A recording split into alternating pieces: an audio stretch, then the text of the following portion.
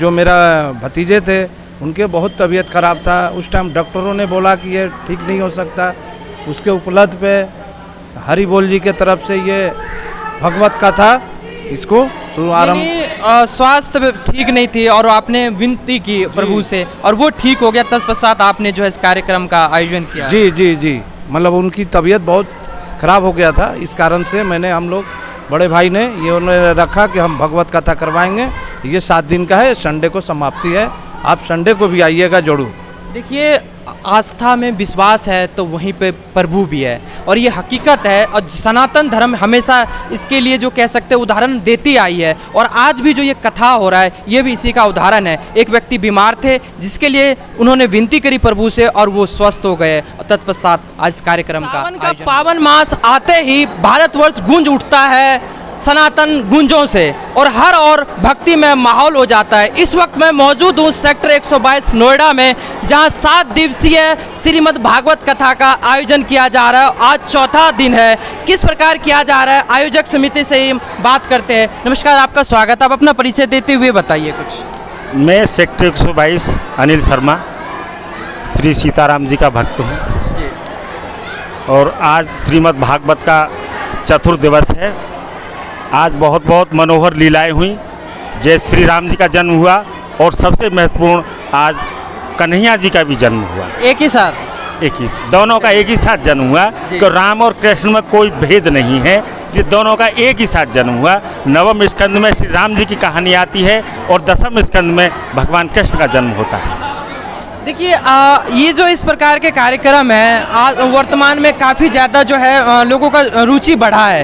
खासतौर पर आजकल की युवा पीढ़ियों के लिए मैं कहना चाहूँगा उनकी रुचि थोड़ी कम होती जा रही है। ऐसों में ऐसे कार्यक्रम का आयोजन होना कितना महत्वपूर्ण होता है? ऐसे कार्यक्रम का सबसे बड़ा आयोजन इसलिए महत्वपूर्ण है कि जिससे आज आदमी भगवान नाम से दूर होता जा रहा है और कलयुग केवल नाम आधारा, सुमर सुमर नर उतर ही पारा।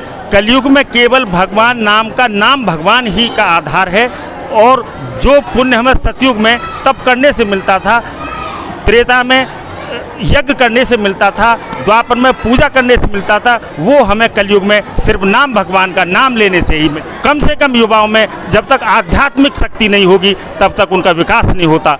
हम कहते हैं कि विकास हो रहा है लेकिन विकास नहीं होता, वो सर्वनाश होता है। विकास तो सिर्फ हमारे अध्यात्म होता है, सनातन धर्म में होता है। मानव का विकास होना है तो धर्म का विकास जरूरी है। धर्म का विकास जरूरी। हमारे साथ महाराज जी मौजूद है। महाराज जी, स्वागत है आपका।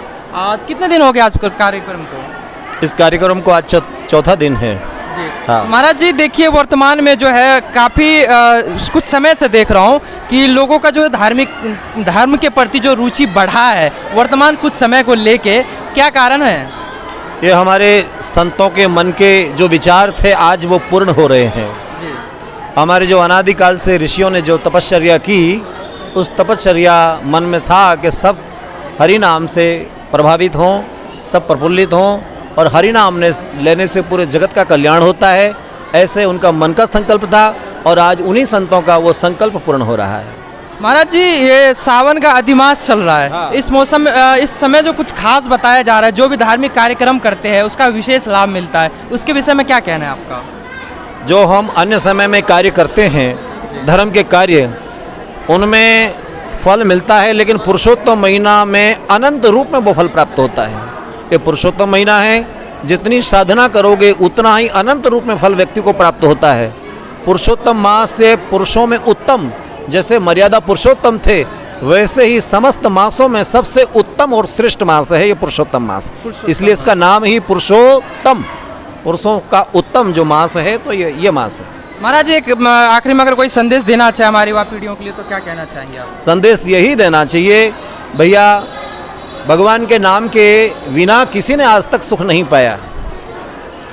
हम लोग राम राज्य तो चाहते हैं, लेकिन विदाउट राम के, बिना राम के नाम के भगवान राम राज्य नहीं हो सकता। आपके जीवन में लाख सुविधाएं हों, जब तक भक्ति नहीं है, जब तक भगवान का नाम नहीं है, जब तक आश्रय में भगवान का नाम नहीं है, तब तक तुम कितनी भी साख सुविधाएं कर लो फिर भी राम राज्य हो नहीं सकता। बोलो रामचंद्र जी महाराज की। महाराज जी, एक आखिरी सवाल। राम मंदिर का निर्माण हो रहा है, भारतवर्ष में हर और राम की गूंजें उठ रही है, तो क्या लगता है आने वाला समय क्या होने वाला है भारतवर्ष में? भारतवर्ष में क्या होगा, ये हिंदुओं का देश है, इसमें राम जी का मंदिर बनना ही चाहिए और बन रहा है, उसको कोई रोक नहीं क्या सकता। देश हिंदू राष्ट्र की ओर बढ़ रहा है? निश्चित रूप से बढ़ रहा है। चलिए, बहुत बहुत धन्यवाद आपका। हमारे आज के आयोजक मौजूद है, अपना पूरा परिचय देते हुए क्या बताना चाहते आज के मैं मेरा तो नाम सुनील है, लेकिन 50 बरस की उम्र में मुझे हरी बोल का नाम मिला, तो मैं इस सभी को अपने सेक्टरवासी नोएडा वासियों की ये मेरा मनोकामना था कि ये पुरुषोत्तम मास में यहाँ की त्रिलोकीनाथ शास्त्री जी के द्वारा भक्तों का उद्धार हो। जो इस महीने में कुछ भी दान करता है, भगवान की शरण कथा सुनता है, उनको 100 गुना का 1000 गुना फूल का उनको फल मिलता है। और ये मेरा सभी भक्तों का जो आए हैं, यहाँ पर आते हैं, आप उमंग देख ही रहे हैं, कितना चढ़ बढ़ के भाग ले रहे हैं। और ये हमारे पिताजी हैं जो कि गांव से चल के बिहार से आए हैं इस कथा का श्रवण करने के लिए। ये माताजी हैं जो कि आज यशोदा मैया का रोल किया। और हमारे ये संजय प्रभु जी हैं जो कि बहुत अच्छे कैसियो बजाते हैं और भक्तों को अपने ही भाषा में, जिस भाषा में चाहे घुमाते हैं, झुमाते हैं। यही मेरी विनती है और कथा सभी का कल्याण हो। ये जो आप फोटो देख रहे हैं, इस श्रीनाथ जी का है। मैं गुरु जी से अनुरोध करूँगा कि ज़रा इसके बारे में 2 बता दें, क्योंकि सब बोलते हैं कि राधा रानी का फ़ोटो नहीं है। तो मैं एक बार गुरु जी से निवेदन करूँगा कि एक बार इनके ज़रा श्रीनाथ जी के बारे में बता दें ताकि लोगों आप को। इनका कुछ सवाल था, उनका कुछ जवाब दीजिए। इनका सवाल ये है कि श्रीनाथ जी, इनके साथ राधा जी नहीं हैं, इनका नाम ही श्रीनाथ जी। क्या ये श्री कृष्ण का ही अलग नाम है? हाँ, श्री माने राधा, नाथ माने उसके पति, दोनों ही स्वरूप मिला करके ही एक स्वरूप हो गए, उसी को कहते हैं श्रीनाथ जी। जिसमें राधा और कृष्ण एक ही स्वरूप में समाहित हैं, उसी को हम कहते हैं श्रीनाथ जी। बोलो श्रीनाथ जी प्यारे की। जैसे अलग नहीं है, एक ही है। आज आपने जो भजन गाए थे मधुर मधुर, पूरा भक्ति में माहौल हो गया था। आज विशेष आपके भजन में जो दिखा वो जहाँ माँ सीता जहाँ से उत्पत्ति हुई है, मिथिला से, उस संगीत के बारे में क्या कहना चाहिए आप? देखो, ये जो अयोध्या नगरी में भगवान श्री राम का जो जन्म हुआ, वहाँ की जो भाषा है वो बहुत प्यारी है, अवधी भाषा है, भोजपुरी है। तो उसमें जो भी भजन या जो भी सोहर गाई जाती है वो बड़ी प्यारी लगती है। तो उन्हीं सोहरों के माध्यम से मैंने आज यहाँ इस मंच से और भक्तों को लाभान्वित कराया और उन्हें आनंद आया, क्योंकि जो भाषा में जो प्रिय लगता है उसी भाषा में होता है तो बहुत और ही अच्छा लगता है।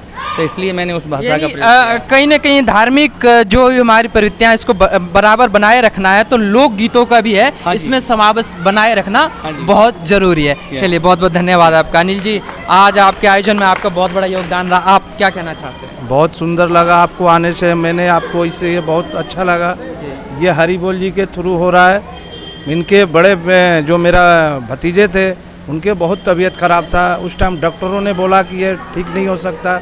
उसके उपलब्ध पे हरी बोल जी के तरफ से ये भगवत कथा इसको शुभारंभ। स्वास्थ्य ठीक नहीं थी और आपने विनती की प्रभु से और वो ठीक हो गया। तत्पश्चात आपने जो है इस कार्यक्रम का आयोजन किया। जी जी जी, मतलब उनकी तबीयत बहुत ख़राब हो गया था, इस कारण से हम लोग बड़े भाई ने ये उन्होंने रखा कि हम भगवत कथा करवाएंगे।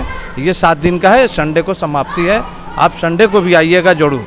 देखिए, आस्था में विश्वास है तो वहीं पे प्रभु भी है, और ये हकीकत है। और सनातन धर्म हमेशा इसके लिए जो कह सकते हैं उदाहरण देती आई है, और आज भी जो ये कथा हो रहा है ये भी इसी का उदाहरण है। एक व्यक्ति बीमार थे जिसके लिए उन्होंने विनती करी प्रभु से और वो स्वस्थ हो गए, और तत्पश्चात आज इस कार्यक्रम का आयोजन हो रहा है। वास्तव में सनातन सत्य है और सत्य रहेगा। मैं सुशील कुमार आपकी वॉइस के साथ नोएडा।